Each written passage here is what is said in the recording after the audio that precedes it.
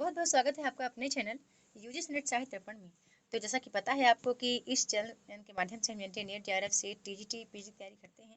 Friends, हमारे class में हमारे सिलेबस में यूजी नेट के सिलेबस में लगा हुआ है ये टॉपिक हिंदी उपन्यास, जो कि इकाई 6 में है। तो हम चाहते हैं कि हिंदी उपन्यास को हम स्टार्ट करें। और मैंने आपसे पहले भी कहा कि आप इकाई 2 तो कर ही रहे हैं। इकाई 2 के साथ साथ आप हिंदी जो कथेतर गद्य लगे हुए हैं 6, 7, 8, 9, 10, उन पर भी अपनी दृष्टि बनाए रखें। चाहे वो हमारे कोर्स ज्वाइन में, जो हमारे कोर्स में ज्वाइन है वो भी, और जो हमें यूट्यूब पर या टेलीग्राम पर देखते हैं वो भी। ठीक है। तो उनको भी मैं कह रही हूँ कि आप कथेतर गद्य को जरूर ध्यान दें, क्योंकि कथेतर गद्य से ही इस बार 30 से ज्यादा प्रश्न बने हैं। ठीक है, 30 प्रश्न तो आप मान लीजिए कि आपके इकाई 6, 7, 8, 9, 10 से बने थे, है ना। 30 से 35 प्रश्न कहूँ तो आप इनको इग्नोर न करें। मैं ये नहीं कहती कि आप पूरा उपन्यास पढ़ते जाएं, उपन्यास पढ़ने की आवश्यकता नहीं है। आप उसके कुछ सारांश, महत्वपूर्ण तथ्य, पात्र परिचय, प्रकाशन वर्ष, इन पर अपनी दृष्टि जरूर रखें। तो चलिए बात करते हैं। आज हम 2 उपन्यास हमने लिए हैं, परीक्षा गुरु और शेखर एक जीवनी को, है ना। दोनों ही महत्वपूर्ण हैं। पहले हम उनको पढ़ेंगे जो कि परीक्षा के दृष्टिकोण से महत्वपूर्ण उपन्यास हैं, जहां से प्रश्न बनने के चांस अधिक से अधिक, यानी ज्यादा से ज्यादा रहते हैं। तो सबसे पहले बात कर लेते हैं कि परीक्षा गुरु उपन्यास प्रकाशन वर्ष इसका कब है, तो 25 नवंबर 1882 को प्रकाशित हुआ था। इसके उपन्यासकार लेखक हैं लाला श्रीनिवास दास जी। ठीक है। आगे थोड़ा सा पात्र परिचय और इसके हम समीक्षा को देखेंगे। तो परीक्षा गुरु हिंदी का प्रथम उपन्यास था, है ना। ऐसा कौन कहते हैं? भारतीय हमारे आचार्य शुक्ल जी, सबसे बड़े महान आलोचक हुए हैं। उन्होंने कहा है कि परीक्षा गुरु अंग्रेजी के ढंग का पहला उपन्यास परीक्षा गुरु ही स्वीकार करते हैं, जिसकी रचना भारतीय युग के प्रसिद्ध नाटककार लाला श्रीनिवास दास ने की थी। ठीक है। पिछले वर्ष एक प्रश्न बना था कि ऐसे कौन से निम्नलिखित में से कौन से ऐसे रचनाकार हैं जो नाटक, उपन्यास और निबंध में पारंगत हैं। ठीक है। तो वो थे हमारे लाला श्रीनिवास दास। ठीक है, पिछले वर्ष प्रश्न ही बना था यूजीसी नेट के एग्जाम में। आगे बात करते हैं कि लाला श्रीनिवास कुशल महाजन और व्यापारी थे। फिर अपने उपन्यास में उन्होंने मदन मोहन नामक एक रईस के पतन और फिर सुधार की कहानी सुनाई है। याद रखना कि फ्रेंड्स, हर कवि जो है, हर लेखक जो है, आप ने शायद गौर किया हो ना किया हो, वो अपनी परिस्थितियों को या अपनी जुझारू जिंदगी को ही ज्यादा से ज्यादा अपनी कविताओं के माध्यम से, अपनी लेखनी के माध्यम से प्रस्तुत किया है। ठीक है। चाहे वो कविता करें, चाहे वो आलोचना लिखते हों, या उपन्यास वो लिखें, या कहानी, नाटक, निबंध जो भी लिखे, तो ज्यादा से ज्यादा वो अपनी निजी जिंदगी से तथ्यों को जोड़ने का प्रयास करते हैं। ठीक है। तो अपने उपन्यास में इन्होंने मदन मोहन नामक एक रईस के पतन और फिर सुधार की कहानी सुनाई है। यह उपन्यास 41 छोटे छोटे प्रकरणों में विभक्त है।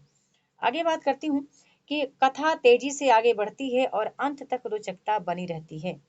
पूरा उपन्यास नीतिपरक और उपदेशात्मक है। तो प्रश्न बन सकता है कि निम्न में से कौन सा उपन्यास है जिसमें नीतिपरकता और उपदेशात्मकता की बात कही गई है? तो वो है हमारा परीक्षा गुरु।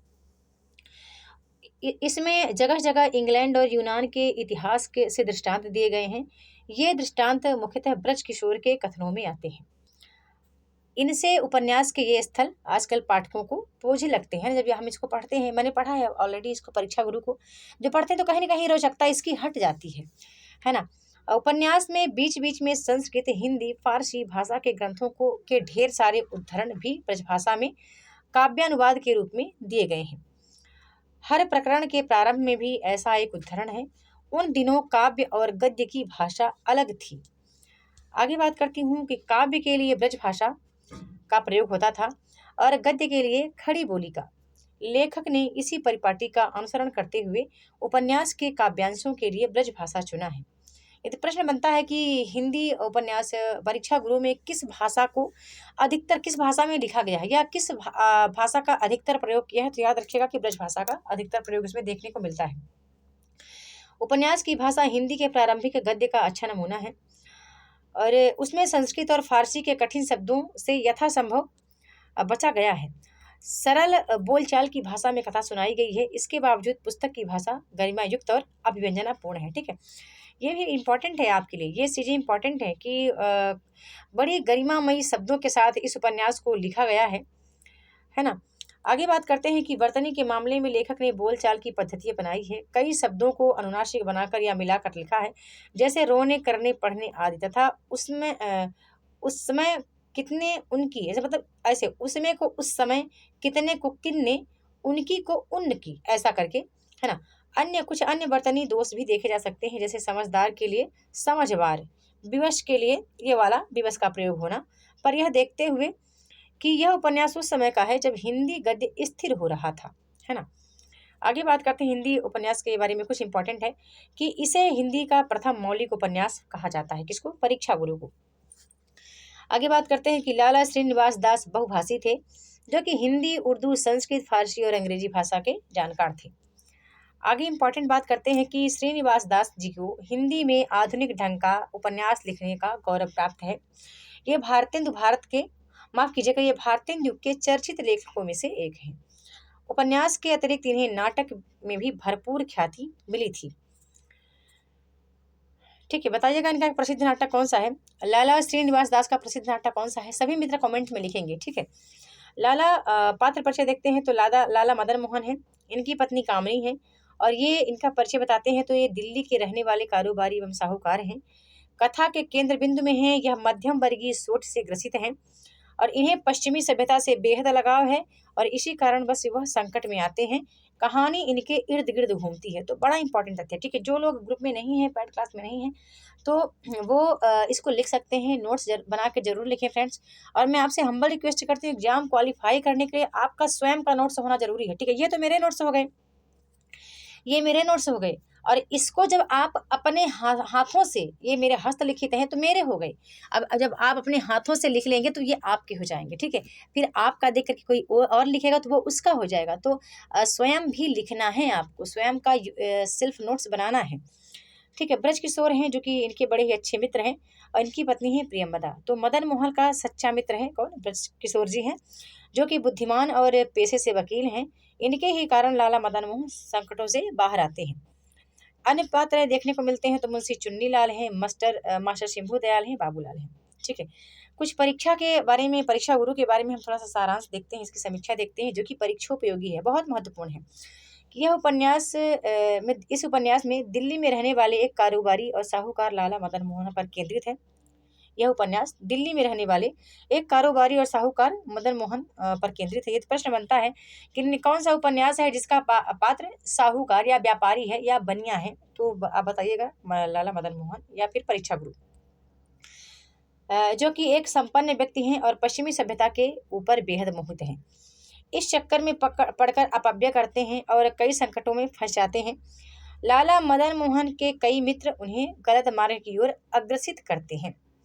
ठीक है, ये कई तरह के गलत मार्गों का रास्ता दिखाते हैं, जैसे फिजूल खर्ची, शराब, वैश्य, जुआ आदि। कौन, लाला मदन मोहन के मित्र।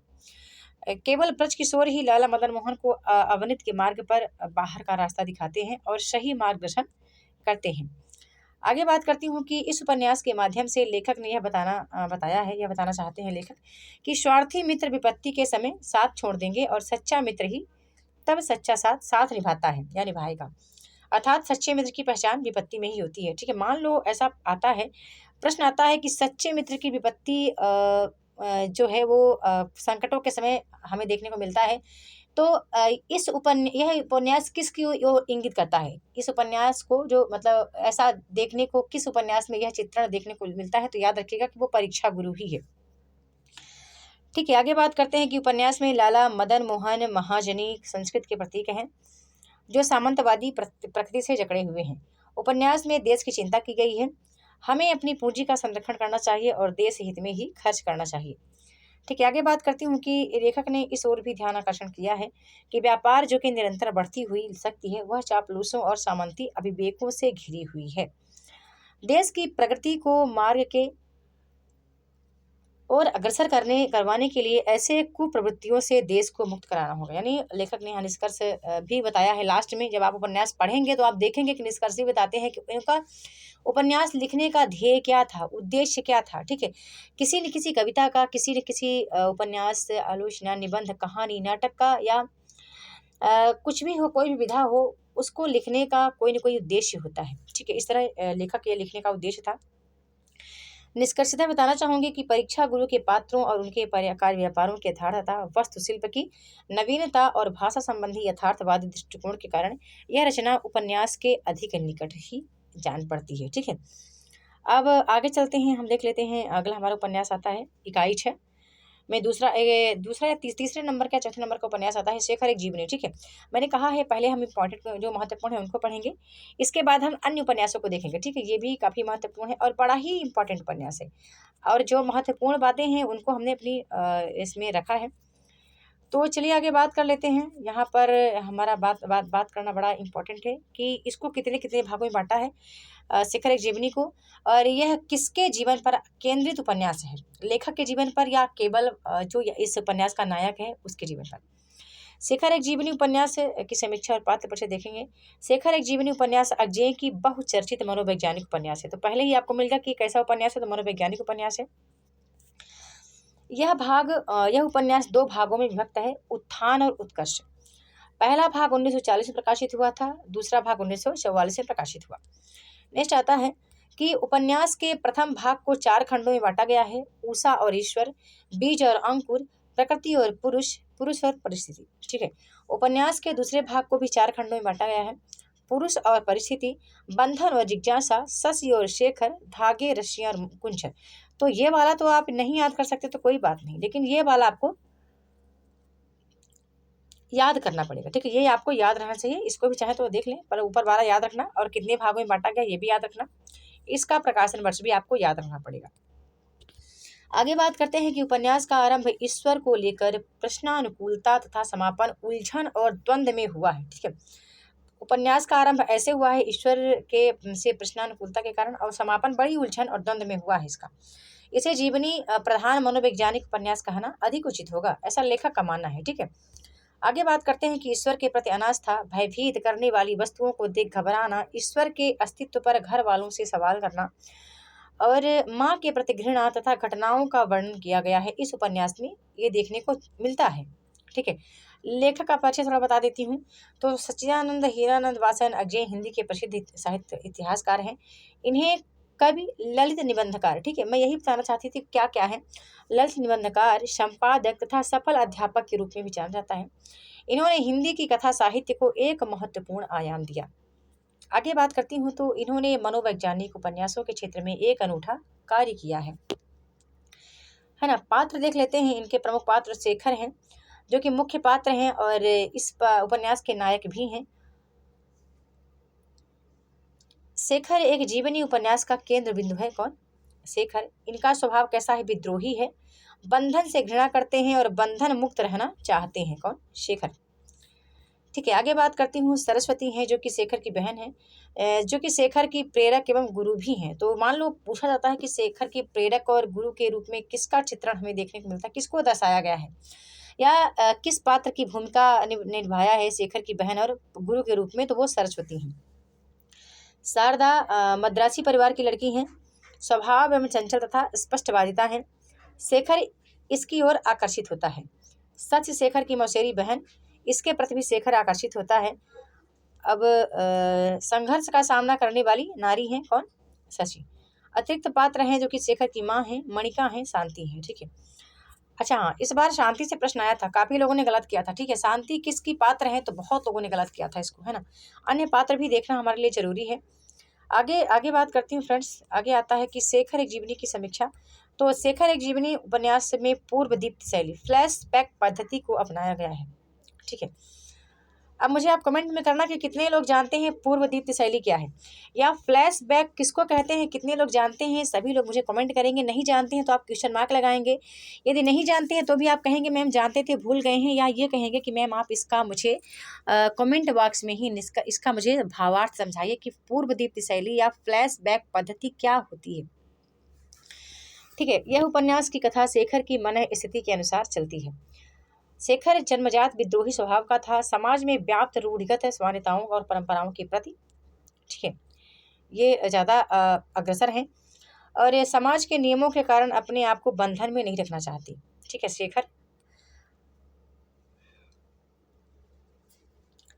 को ईमानदार एवं जिज्ञासु व्यक्ति के रूप में प्रस्तुत किया गया है। उसमें अहम भाव की प्रबलता है तथा उसका व्यक्तित्व काम भावना से परिचित है। एक स्वतंत्र व्यक्ति के रूप में रहना चाहता है, अपने मन में उठे सवालों के जवाब चाहता है तथा प्रेम चाहता है। कौन? शेखर। और उपन्यास जो है, उपन्यास में घटनाओं की अधिकता होने के बावजूद शेखर का व्यक्तित्व स्थिर रहता है। अजय ने शेखर की गूढ़तम प्रवृत्तियों को चित्रित करने के लिए सूक्ष्म और कलात्मक प्रयोग किया है। शेखर के पात्र को फांसी जैसी विकट परिस्थितियों में अतीत के जीवन को जीने की प्रेरणा देकर उसे सफल बना दिया गया है। आगे बात करते हैं कि शेखर के स्वप्न के द्वारा उसके भूतकाल के जीवन, वर्तमान जीवन तथा भविष्य के जीवन की दशा को समझाया गया है। ठीक है, शेखर के स्वप्न के द्वारा ही शेखर के भूतकाल का जीवन, वर्तमान का जीवन और भविष्य का जीवन इसमें दिखाया जाता है शेखर एक जीवनी उपन्यास में। आगे बात करते हैं कि इस स्वप्न के माध्यम से ही पाठक शेखर के समस्त जीवन के बारे में जानकारी प्राप्त करता है। उस समय की राजनीतिक गतिविधियों और सामाजिक यथार्थ के माध्यम से स्वतंत्रता एवं क्रांति की सोच पर भी विचार किया गया है। आगे बात करते हैं कि स्वाधीनता के पूर्व की परिस्थितियों का भी परिचय किया गया है। उपन्यास में मृत्यु, अहिंसा, स्वतंत्रता, प्रेम आदि पर विचार व्यक्त किया गया है। ठीक है, आगे बात करती हूँ कि संपूर्ण उपन्यास में शेखर के जीवन की सारी समस्याओं को सुलझाया गया है और अहम भाव, भय तथा नारी पुरुष से जुड़ी काम वर्जनाओं को बेहद सटीकता से पिरोया गया है। ठीक है, कुछ विशेषताएं देख लेते हैं। तो शिल्प का विशेषता है अजय ने बिंब और प्रतीकों का उपयोग इसमें में मिलता है। अजय ने मतलब बिंब और प्रतीकों का प्रयोग किया है शेखर एक जीवनी उपन्यास में। फिर आगे बात करते हैं कि काव्य की भाषा जो है, भाषा भी प्रयुक्त हुई है, काव्य भाषा प्रयुक्त हुई है, अलंकारों का भी उपयोग हुआ है। कथा के अंत में प्रतीकात्मक भाषा का प्रयोग देखने को मिलता है। और शेखर एक जीवनी उपन्यास ऐसा मनोवैज्ञानिक उपन्यास है जो हिंदी उपन्यासों को नई दिशा और नए उपन्यासकारों को प्रेरणा प्रदान करता है। तो ये हमारा आज का उपन्यास है। हमने परीक्षा गुरु और शेखर एक जीवनी को देखा। आपको क्लास कैसी लगी, लाइक और कमेंट के माध्यम से जरूर बताएं। वीडियो को ज़्यादा से ज़्यादा शेयर किया करें, या आप मुझे बता सकते हैं कि आपको किस टॉपिक पे ज़्यादा परेशानी हो रही है, कौन सा टॉपिक है जो आपके समझ में नहीं आ रहा है ना। तो उसका मैं कोशिश करूँगी उस PDF को जल्दी से जल्द लाने के लिए। तो वीडियो के साथ बने रहने के लिए बहुत बहुत धन्यवाद। जल्द मिलती हूँ अपने नेक्स्ट वीडियो में।